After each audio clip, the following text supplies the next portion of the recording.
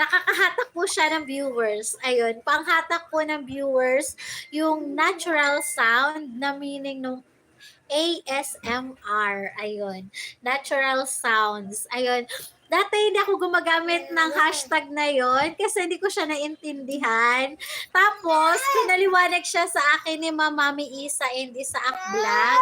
Kaya, ayun, nalaman ko na yung meaning. Kaya, ginagamit ko na po siya. Ayun. So, yung ASMR, natural sound. Ayun, para mas madali po siyang maintindihan. Ayun.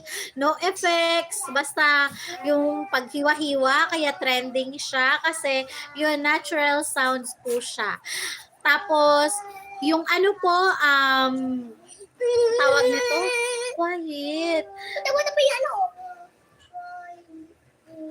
Basta po yung cooking po, ayun. Hala siya!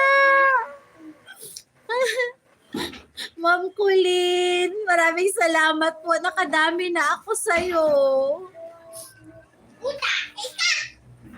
Bad yun, ha? Don't fight with each other, okay? Maraming salamat po, Ma'am Colleen. Love, love. Love, love po kita. I love you po palagi. Ayan, support po kita palagi, Ma'am Colleen. Ate Smiling Face Channel. Ayan, Sir Manny Sibilyar. Ayan. Lahat po kayo na pumupunta sa aking live presentation. Ito po yung aking handy-dandy notebook. Ayun. Nakasulat po lahat dito yung mga pumupunta sa aking live presentation. Ganyan po siya kakapal. Ayan. Ito po yung parang diary. Every live, sinusulat ko po yung date at saka yung kung sino po yung mga pumupunta. Ayun. Welcome. Basta keep going lang, Sisi Love, and good luck. Opo, opo. Maraming salamat po, Ma'am Colleen, sa pagmamahal, sa support, at pagpapalakas ng loob. Lalo na po doon sa mga pagpapayo. Hindi ko po nalilimutan yung sinabi nyo na mag-open ako ng MP1, MP2. Ayun, nagawin ko po yun sa unang sahod. Ayun. Maraming salamat po. Maraming salamat po kasi nariyan po kayo para gabayan ako, maging kaagapay ko sa aking abot kamay na pangarap. Ayun.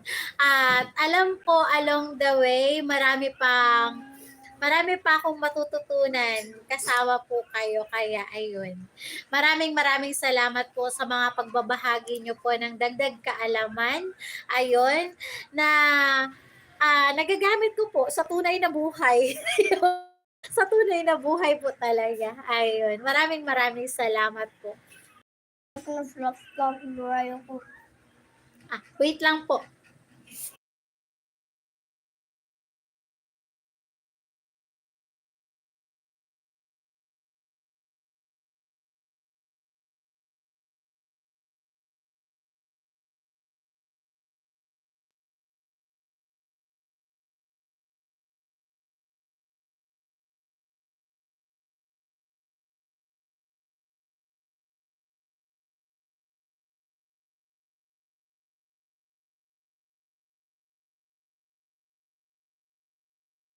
Salamat po sa pagstay. Highly appreciated po.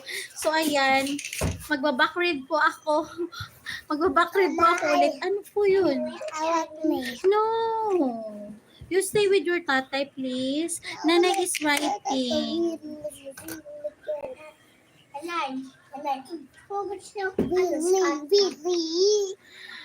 Palipat-lipat naman.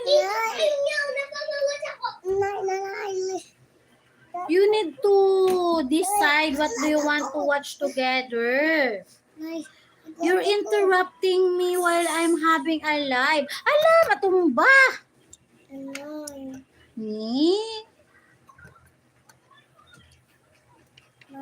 Doon muna kayo kay tatay.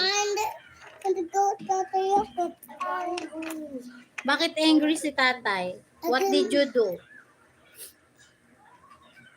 Ha?